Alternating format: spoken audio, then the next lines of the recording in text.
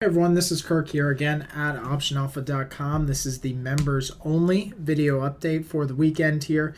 So as we start getting closer towards May and May expiration, we weren't that active this week at all, but last week and the week before, pretty active getting some new positions on. So I think really the plan for us this week is going to be to close some of the current positions for May early, since they are all showing pretty good profits right now, and then also to add a couple other positions. Possibly in gold or silver and oil. I think those couple areas, actually, the commodities have been a little bit more attractive than some of the other bigger name indexes, at least right now, as they continue to rally higher. So I'm going to go over all these tonight here in the video, just for you guys as always. I do want to start off by going back to the two different trading alerts.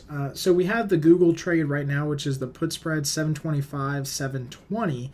That we traded and sold for $1.05. That spread right now at the close on Friday was trading for about 15-16 cents. So we'll likely exit that trade either tomorrow on Monday or sometime on Tuesday and just get out of that trade completely, take most 99% of the profit off the table.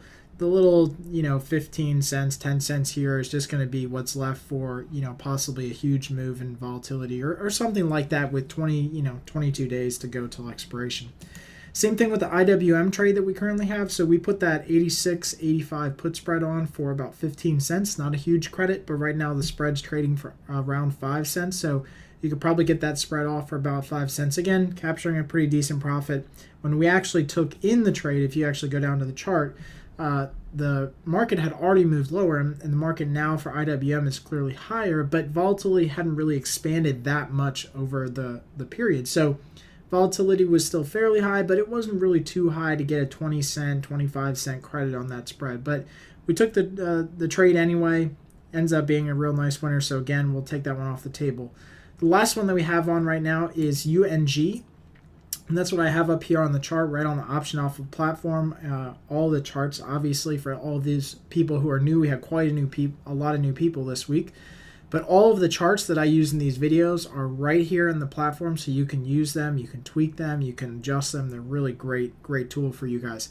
But UNG is the one that I have right up here right now, and you can see that it did have a huge pop, a huge move up past our short strike, past our long strike, but has since turned the corner and come all the way back full circle. So to me, this is nothing more right now than a blow off top that we're seeing in UNG. But again, we'll continue to monitor this, adjust, roll, hedge the position accordingly.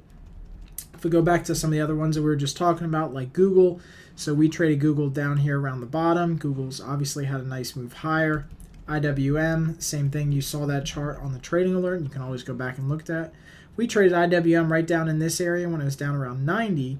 And so obviously it's had a huge move up from there. So we want to take money off the table. So what's looking good right now? Well, a lot of the things that are looking good are things like GLD and silver. Silver not as much as gold, but gold has had a huge rebound since that horrible 2 days that it basically had near the middle of the month in April. And when I look at gold, what I see is that we're coming into an area of what's generally going to be massive, massive resistance. See, all these people who had traded gold and lost money this day, but had possibly bought gold or bought GLD, are going to be looking for any reason to get out of the trade and sell their position as soon as it becomes negative or break even or kind of a scratch. So as soon as GLD starts trading up into this 45, 46 range, you're going to see a lot of selling pressure from these guys, all the people who thought this was the bottom in gold and started buying it up hand over fist. So I do think that's going to be a natural area of resistance, this 45, 46 region on GLD. And therefore, I think that anything above the mark at 48, 148, 150, and that type range is going to be a good candidate for a call spread. You'll notice that SLV, or the silver index, while it has fallen just as far as gold, hasn't really regained as much as gold has. It hasn't really closed this huge gapping window yet. So I think GLD is a better play than silver, but overall they both look like they are going to be filling these gaps and then retracing lower. Some other things like USO, I think, have been moving quite nicely. USO has had a huge move up. Same thing with XLE, some of the energy sectors. So I think this is now the time where we could start to look at call spreads above these. In most of these, what we have is kind of a very dirty head and shoulders pattern, but we have a very defined neck here in XLE. We usually don't like to see this retracement rally crack back above the neck, but we do have a pretty well-defined head and shoulders pattern on a lot of these different oil and natural gas type indexes here. The other thing that's actually been looking pretty good is some of the financials on the ETF side. So financials are making yet another high, but they're having trouble getting past this high. So they had a nice move above the highs back in mid-April, but moved quickly below it. Now we're getting back into that same range. We're still struggling to make consistent highs every day. So I think a lot of these things are starting to really show some weakness and momentum loss. So that's what the focus is going to be this week. As always, the key with everything and trading options right now is volatility. Volatility had a great pop a couple weeks ago. That's why we started to make some trades. But since then has moved back down under 15, under 14 for the VIX.